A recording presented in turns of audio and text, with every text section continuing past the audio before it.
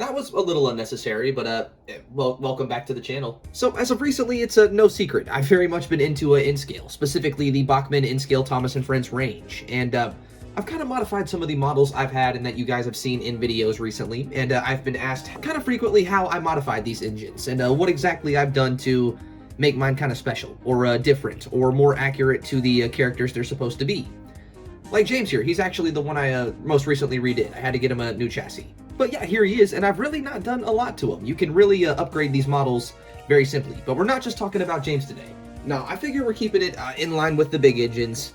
As you can see here, we've also got Gordon, and there's a couple things that are a little special about him, and that's been shown in videos in the background. So I figure it's about time we just talk about these things, and with all that being said, well, I guess let's start with James, because he's really the most basic out of the large engine modifications I've done. As I'm sure you can tell, he has a bit of a different finish. With James here, I opted for a matte coat, so that is not only on the engine, but the tender here as well. And pretty clearly, you can see there he does have a crew. We've got one person there on the footplate of the tender, and one person here inside of the cab, both painted, and I kind of just opted to do these ones in a light blue, because that's the most accurate to you know, the TV show, and Gordon actually has his own crew, but they were painted red. So it's kind of like a good little offset between the two of them. Now, what color will Henry's be?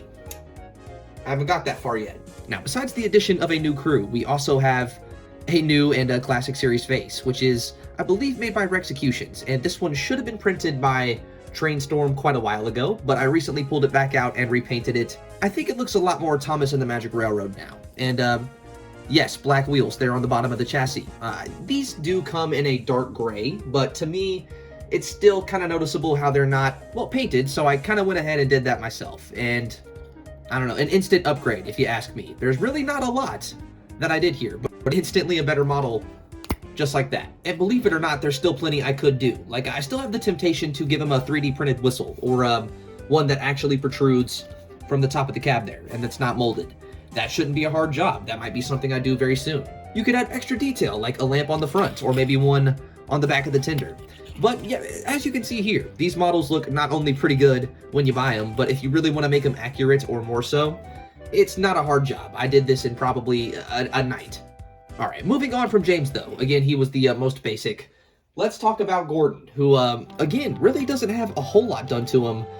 But what I have done, I think, makes him pop quite a bit more. Again, he does have a crew, just like James. He's got one on the tender footplate and one inside of the cab. I do think Gordon can accommodate a crew a little bit better. Part of me wants to go back on him and James and maybe add some, like, cab detail, but that's not something I've done yet. Now, where James back here got a matte coat, Gordon got a semi-gloss coat, so he's a little bit shinier, and he also doesn't have a dome anymore, just for the heck of it, and, you know, to really make that, I really wanted to sell that angry face there. I kind of just decided to make my Gordon domeless because, I mean, if he's angry, he might as well have a reason to be angry, you know what I'm saying? And that's kind of one of my favorite episodes. It's, I don't know, I think it's a good nod to it. I designed the inner dome piece in a CAD and then 3D printed it, drilled a small hole using a pin vise inside of the dome there, used a Dremel to open it up a little bit more, and boom, fit the boiler piece, and then sanded down the boiler just a little bit more, so it actually looks like it's missing the top piece. Now, the piece itself is painted in a black and very dark brown, and, yeah, besides that, there's really not much to my N-Scale Gordon. It's just domeless, he's pissed off. I figured he deserved a reason to be pissed off, you know what I'm saying? And, of course, the semi-gloss coat, but, I hope that highlights the fact you really don't have to do much to get very, very good models out of these locomotives. I think they're worth every penny, and, hopefully this kind of explains or shows you a little bit more why I'm so into N-Scale. I mean, not only is it more accommodating for people like me who have smaller spaces, but it really does seem like Bachmann's caring quite a bit with this N-Scale range. If you saw the new Bachmann 2025 announcements, we're getting Henry, we're getting Paxton, Diesel. This is a range they're definitely putting a lot into. I don't think it's very long before Edwards announced, or, you know, somebody like that. Now, I do think it's sad we're getting Paxton before Edward, but they're making Diesel, so it's a recolor, you know what I'm saying? I figure he's coming eventually. At least we're completing the big engine trio, and I cannot wait to have all three of those here in a line.